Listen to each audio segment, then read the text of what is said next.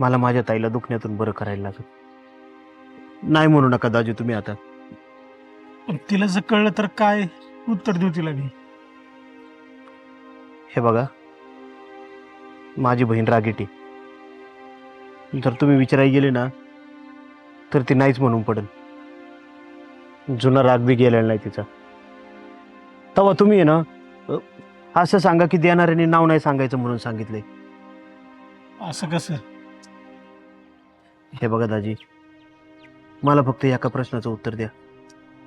जर तुमच्या बहिणीसोबत असं झालं तर तुम्ही शांत बसला असता का? नाही. मग आता माझ्या बहिणीसाठी मला एवढं करू द्या. नाही म्हणू नका दाजी. तुम्ही जावा आणि डॉक्टरांशी बोलून घ्या.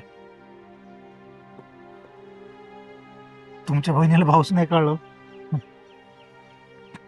एवढा राग मनात धरून ठेवला.